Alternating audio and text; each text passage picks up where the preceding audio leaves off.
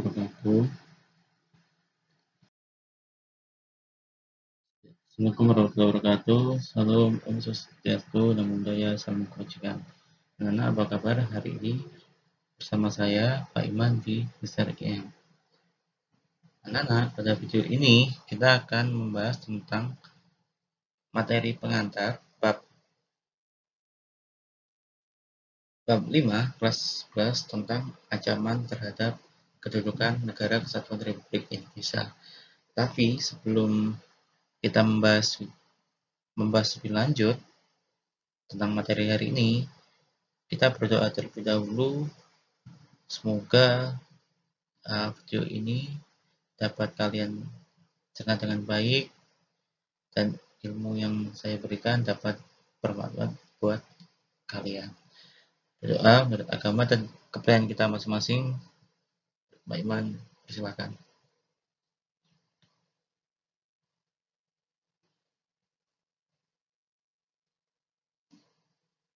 Amin. Berdoa selesai.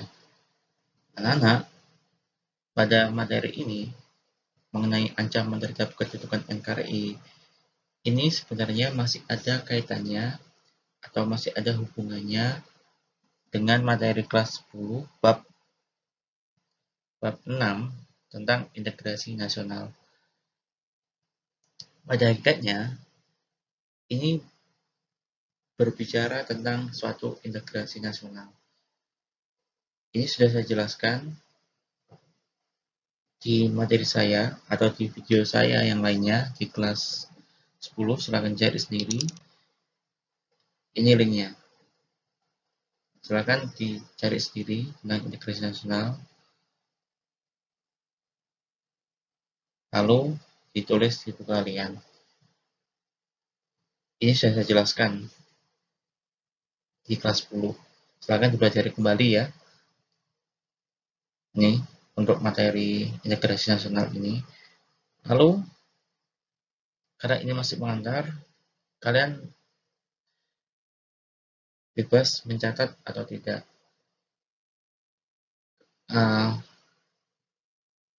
Ini tidak banyak materinya, tidak banyak karena masih materi pengantar. Silakan dipelajari secara mandiri. Jika tidak ada yang tidak mengerti, bisa ditanyakan ke saya, baik secara japri via WhatsApp atau membalas di komentar di YouTube dan lain sebagainya. Baik, karena ini masih pengantar, kita selanjutnya akan membahas tentang latihan soal. Dan pembahasannya di bab 4 atau yang berkaitan dengan peran Indonesia dalam perdamaian dunia. Ini materi bab 4 kelas 11. Lalu selanjutnya adalah buka LKS kalian yang karangan Bapak kalian itu halaman 23. Kita bahas satu-satu. Untuk soal nomor 1, ini Pak Iman singkat ya, biar tidak banyak.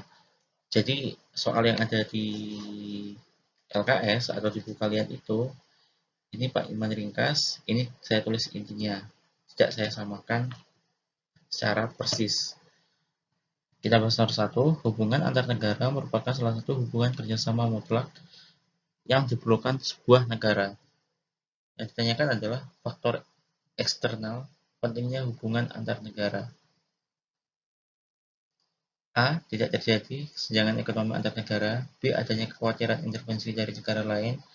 C. Untuk mewujudkan kesejahteraan masyarakat dunia. D. Adanya kekhawatiran terancamnya kelangsungan hidupnya akibat kudeta. E. Sebuah negara tidak dapat hidup sendiri tanpa bantuan dan kerjasama dengan negara lain. Jawaban yang benar yang mana? Pak Iman berwaktu 5 detik untuk menjawab soal nomor 1 ini. Lalu, jawaban benar yang mana? Untuk tahu jawaban yang benar dari soal ini, kita harus tahu kata kuncinya. Kata kuncinya ada di faktor eksternal. faktor eksternal itu merupakan tekanan hukum alam. Artinya, ini sudah sebagai kodrat. Saya sudah menjelaskan di materi awal di bab 4 kemarin tentang perdamaian dunia, bahwasanya negara itu tidak bisa hidup sendiri. Artinya ini sudah hasratnya suatu negara untuk menjalin hubungan atau kerjasama dengan negara lain, sama seperti manusia. Sehingga di sini jawaban benar yang E. Sebuah negara tidak dapat hidup sendiri tanpa bantuan dan kerjasama dengan negara lain. Lanjut di soal nomor 2. Indonesia merupakan negara yang cinta damai. Saya garis bawahi cinta damai dalam perdamaian dunia. Tujuan utama upaya perdamaian dunia adalah A. Menyelamatkan umat manusia dari bahaya perang. B. Membantu negara-negara yang sedang dilanda perang. C. Melaksanakan politik hidup rukun dan berdampingan. D. Mewujudkan tatanan dunia yang tertib, aman, dan damai. E. Mewujudkan negara maju untuk mengintervensi negara lain. Jawaban benar yang mana? Pak Iman beri waktu 5 detik. 1, 2, 3, 4, 5. Untuk jawaban benar yang mana? Untuk tahu jawaban yang benar, kita harus tahu kata kuncinya. Kata kuncinya sudah Pak Iman garis bawahi, silahkan dilihat di tampilan ini, yaitu ada kata cinta damai. Cinta damai dalam perdamaian dunia ini mempunyai arti adalah meminimalisir konflik. Artinya jangan sampai konflik itu ada baru kita berkuar-kuar dengan perdamaian. Kita melakukan upaya perdamaian sebelum terjadinya konflik, itu maksudnya. Sehingga di sini tujuannya adalah untuk mewujudkan tatanan dunia yang tertib, aman, dan damai. Mengapa kok tidak A dan B? A dan B itu ini menunjukkan bahwasanya ada konflik dulu, ada perang dulu, konflik ini perang ya, baru kita melakukan upaya perdamaian. Maksud saya adalah sebelum terjadinya konflik, kita harus selalu gencar melakukan upaya perdamaian dunia. Ini maksudnya di soal nomor 2. Lalu mengapa tidak C, melaksanakan politik hidup rukun dan perdamaian? Karena politik, ini ada kata politik. Politik ini berkaitan dengan kekuasaan. Sebenarnya perdamaian dunia tidak perlu kekuasaan, tidak mencapai kekuasaan. Yang dicapai dalam suatu perdamaian dunia adalah suatu kerjasama, suatu hubungan yang bagaimana? Hubungan yang baik. Itu ya. Kalau politik berkaitan dengan kekuasaan, ini salah. Yang mengapa tidak mewujudkan negara maju untuk mengintervensi negara lain? Sebenarnya jawaban E ini jawaban yang sangat salah. Jadi sangat bertolak belakang dengan tujuan utama perdamaian dunia. Itu ya. Kalau yang E itu nanti yang mewujudkan negara maju menimbulkan suatu keirian, kecemburuan sosial di antara negara-negara yang ada. Nah, tujuannya untuk mengintervensi negara lain. Ini ketika negara diintervensi oleh negara lain, maka akan terjadi konflik. Sehingga jawaban yang E, opsi itu tidak benar. Jadi jawaban benar adalah yang D, delta. Lanjut di soal nomor 3.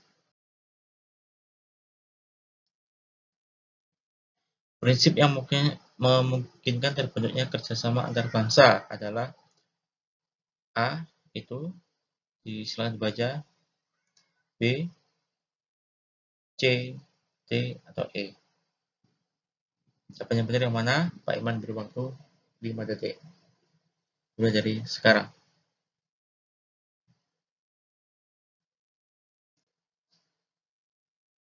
Ya, jawaban benar yang mana? Untuk tahu jawaban yang benar, kita harus tahu kata kuncinya. Kata kuncinya atau yang ditanyakan dalam pertanyaan ini adalah prinsip. Kemarin saya sudah menjelaskan bahwa prinsip dalam menjalin hubungan internasional itu adalah negara itu harus mempunyai kepentingan yang sama. Maksudnya negara-negara yang menjalin hubungan internasional itu harus punya kepentingan yang sama. Kepentingannya harus sama tanpa melihat latar belakang dari negara yang bersangkutan. Misal yang saya contohkan kemarin, Indonesia dan Singapura, ketika ada permasalahan kebakaran hutan, maka kepentingannya sama. Kepentingannya yaitu kebakaran hutan yang menyebabkan polusi ini segera hilang. Itu kepentingannya. Tanpa melihat latar belakangnya, apakah negara ini bermasalah atau tidak. Itu. Sehingga di sini jawaban yang benar yang A, punya kepentingan yang sama di bidang ekonomi dan politik. Sebenarnya ini opsi A ini tidak harus maksudnya tidak hanya di bidang ekonomi dan politik. Saya ini adalah di berbagai bidang, karena ini dari LKS kita harus menghormati yang menulis LKS. Sehingga jawaban benar yang A. Lanjut. Nomor 4.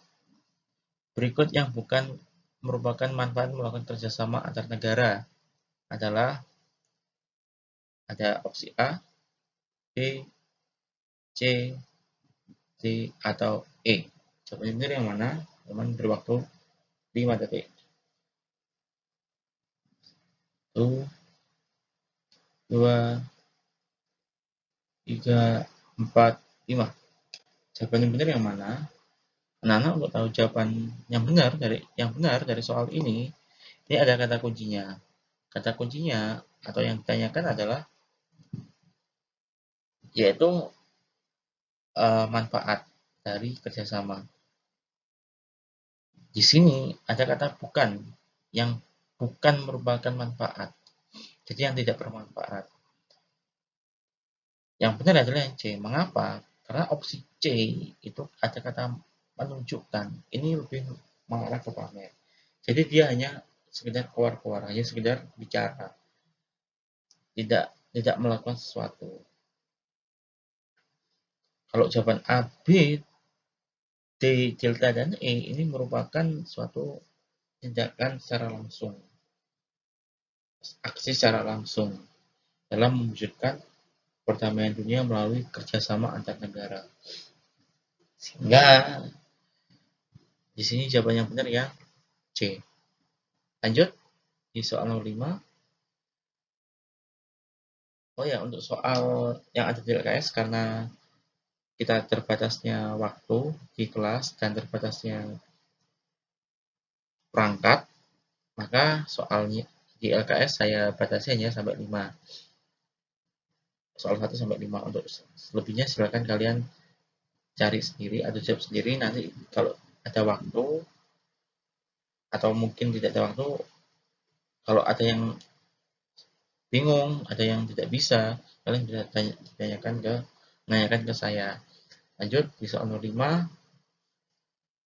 Sikap positif sebagai warga negara terhadap usaha pemerintah yang berusaha meningkatkan kerjasama internasional dengan negara lain adalah ada A, opsi A itu silakan dibaca, opsi B, opsi C, opsi D, dan opsi E. Teman berwaktu 5 detik untuk menjawab pertanyaan ini. 1, 2,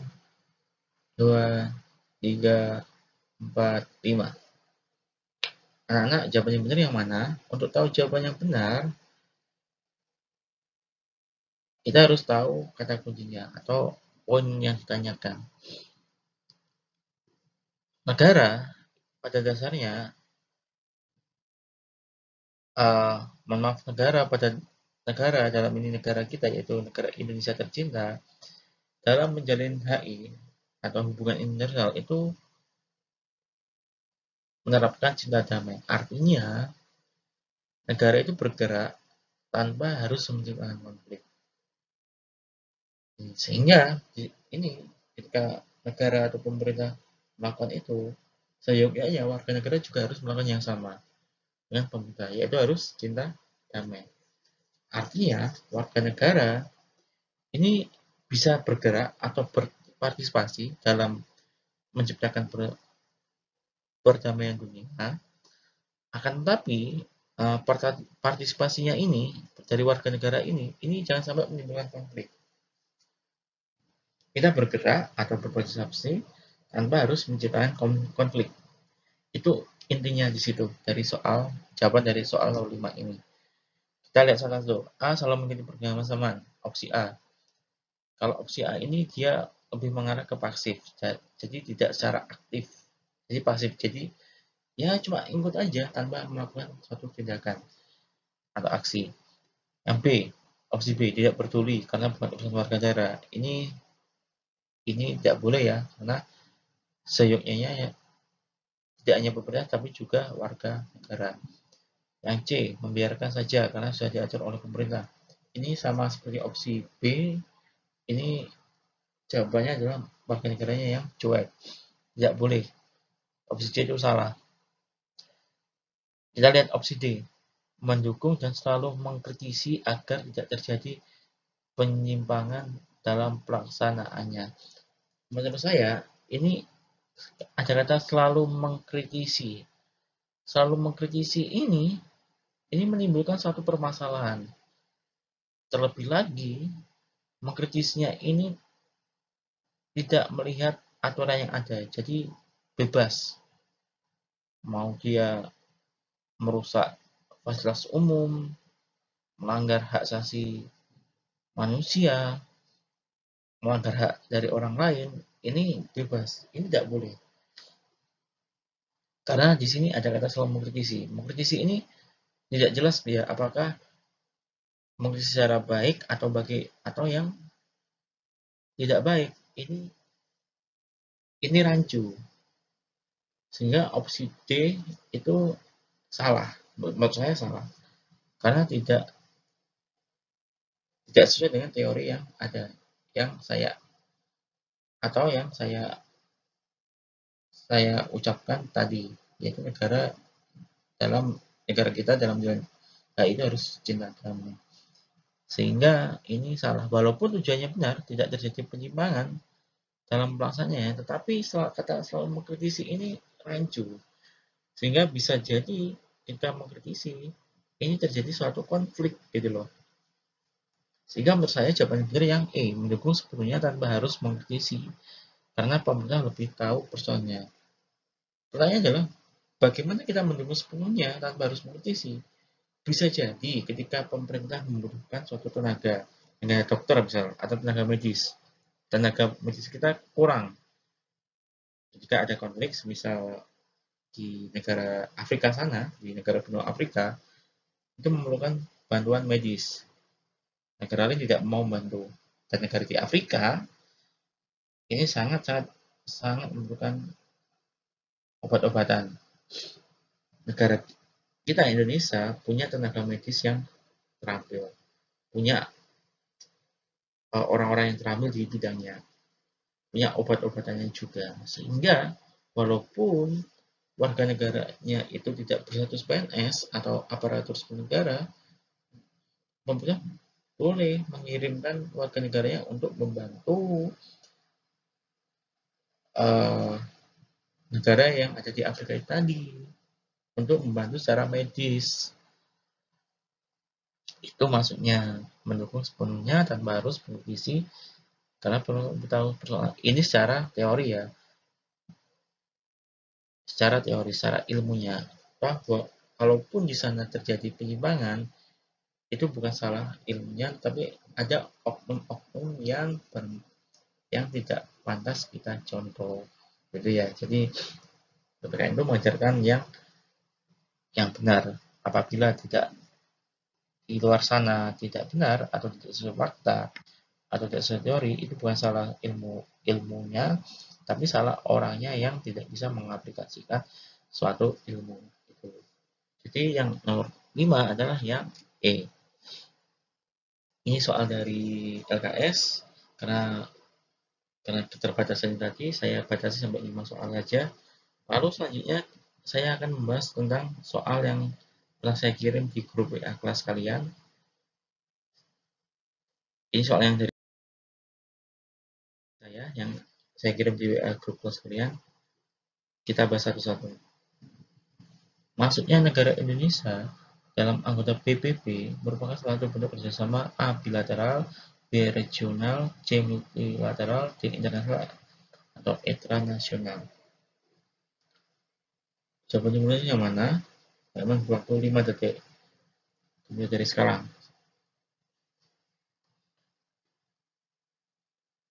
Ya, jawaban yang benar yang mana? Anak-anak, untuk tahu jawaban yang benar, ini kita harus tahu kata kuncinya. Kata kuncinya adalah menjadi anggota PBB. Sudah saya cetak miringkan kata PBB. PBB ini merupakan Perserikatan Bangsa-Bangsa. Artinya PBB ini merupakan organisasi internasional dalam mewujudkan perdamaian dunia. Sehingga jika ada sudah kan organisasinya itu secara internasional, maka bentuk kerjasamanya juga secara internasional. Artinya tidak terbatas hanya negara satu dengan negara tetangganya, atau tidak terbatas dalam suatu kawasan benua, tapi ini juga bisa antar benua. Sehingga di sini wujudnya adalah internasional. Jawaban yang benar yang di Delta. Lanjut di soal nomor 2, salah satu bentuk peranan Indonesia menerapkan kebijakan politik luar negeri bebas aktif di era globalisasi adalah ada opsi A, opsi B, opsi C, opsi D, dan opsi E. Baik, berwaktu 5 detik untuk kalian menjawab. 1, 2, 3, 4, 5. Jawabannya benar yang mana? Untuk tahu jawabannya benar, di soal ini kita harus tahu kata kuncinya. Kata kuncinya adalah bebas aktif. Sudah Pak Iman cetak miring. Kata bebas aktif. Bebas di sini punya arti tidak diintervensi atau tidak dicampuri, tidak maupun tidak mengintervensi. Maksudnya tidak mencampuri urusan yang lain yang tidak sesuai dengan kerjasama atau tidak sesuai dengan apa yang ingin dikerjasamakan dengan negara lain. Aktif itu adalah aktif dalam berpartisipasi. Ini aktif, maksudnya aktif dalam bertanya, kita berpendapat. Artinya dia tidak tidur ketika melakukan suatu hubungan internasional. Sehingga di sini jawaban yang benar yang B, ikut menyelesaikan persetujuan negara yang sedang bersengketa. Mengapa tidak A? Bebas tidak ikut campur tangan. Karena yang A ini dia tidak melakukan suatu tindakan. Cuma oke, dia main amannya aja. Benar sih, tidak campur tangan dalam ini, tidak campur tangan, tapi tidak campur dalam apa? Kalau dalam hal urusan perdamaian ini salah, karena yang ditanyakan adalah kebijakan politik luar negeri bebas aktif. Bebas aktif berkaitan dengan usaha perdamaian dunia. Nah, mengapa kok tidak C, ikut campur tangan? Ini salah karena melanggar dari argumentasi saya, melanggar dari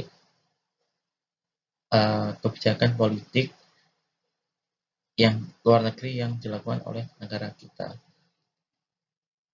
D, memberikan bantuan senjata terhadap negara yang bertiga. Kalau dia memberikan bantuan senjata terhadap negara bertiga, ini artinya kita juga berkontribusi dalam menciptakan konflik. Perdamaian dunia ini seperti yang Pak Iman bilang tadi adalah meminimalisir konflik. Kalau kita memberi senjata, maka konflik itu akan semakin besar. Konflik tidak semakin kecil, malah semakin membesar nanti. Lanjut E, bebas menjadi negara lain, ini salah karena juga bertolak belakang dari kebijakan politik luar negeri yang bebas aktif. Jawaban benar yang B. Anak-anak, sampai di sini untuk materi hari ini. yaitu berkaitan dengan materi pengantar, bab 5 dan uraian soal. Jika ada yang ditanyakan, bisa diklik di kolom komentar.